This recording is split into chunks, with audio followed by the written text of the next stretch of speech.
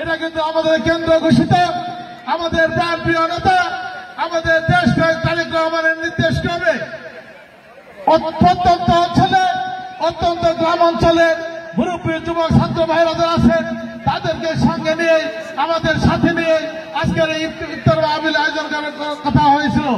আমরা সেদিক দিয়ে বলবো ৮ নম্বর ওয়ার্ড এবং ৮ নম্বর ইউনিয়ন বিএনপি যে আয়োজন করেছেন, তারা সুন্দর এবং সফলভাবে এই আয়োজন করেছেন, এই জন্য তাদেরকে ধন্যবাদ জানাচ্ছি। আজকে পাশাপাশি আজকের অনুষ্ঠানে যিনি প্রধান অতিথি হিসেবে উপস্থিত থাকার কথা ছিল, তিনি অল্প কিছুক্ষণের মধ্যে আমাদের মধ্যে উপস্থিত হবেন।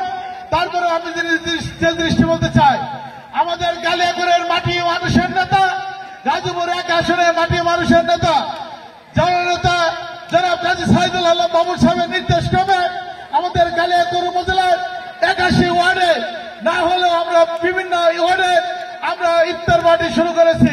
আমাদের ইফতার পার্টি আজকে ৮ নম্বর ওয়ার্ড থেকে শুরু করেছি।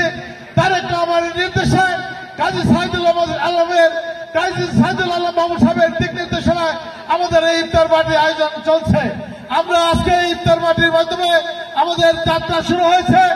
আমরা মনে করি আমাদের প্রাণপ্রিয় নেতা কাজী সাইদুল আলম মামুন সাহেবের নির্দেশে আগামী জাতীয় সংসদ নির্বাচন থেকে শুরু করে আগামী জাতীয় সংসদ নির্বাচনকে সামনে রেখে আমরা যে কর্মসূচি গ্রহণ করব, আমরা সকল কর্মসূচিতে বিএনপির আবহাওয়ার জনগণ অংশগ্রহণের মাধ্যমে আগামী দিনে কাজী সাইদুল আলম মামুন সাহেবের ধানের শেষ প্রতীক দেওয়ার মাধ্যমে যে রূপরেখা নিয়ন্ত্রণ হবে, সেই রূপরেখা নিয়ন্ত্রণের মাধ্যমে আমরা গালিয়াকুড় উপজেলার সমস্ত ইউনিয়নে আমরা ঐক্যবদ্ধ হয়ে আমরা কাজী সাইদুল আলম মামুন সাহেবকে ধানের শীষের প্রতীকের মাধ্যমে জয়যুক্ত করার মাধ্যমে আমরা প্রত্যয় ঘোষণা করছি।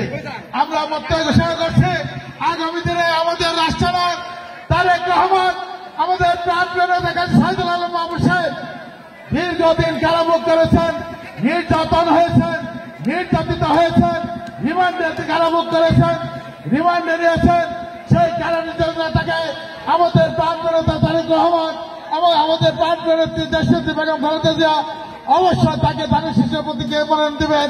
আমরা ধানের শীষ প্রতীকে মনোনয়নের মাধ্যমে আগামী দিনে কালিয়াকুড়বাসী ঐক্যবদ্ধ হয়ে, বিশেষ করে ৮ নম্বর ইউনিয়নকে আমরা ঐক্যবদ্ধ হওয়ার আহ্বান জানিয়ে সকলকে ধন্যবাদ জানিয়ে আমি আমাদেরকে সকলকে এই ইফতার মাহফিলে আসার জন্য ধন্যবাদ জানিয়ে আমি আপনাদেরকে অভিনন্দন জানিয়ে আমি আমার কথা শেষ করছি। খুদা হাফেজ। বাংলাদেশ জিন্দাবাদ। শহীদ রাষ্ট্রপতি অমর হোক। খালেদা জিন্দাবাদ। আগামী রাষ্ট্রনায়ক তারেক রহমান জিন্দাবাদ।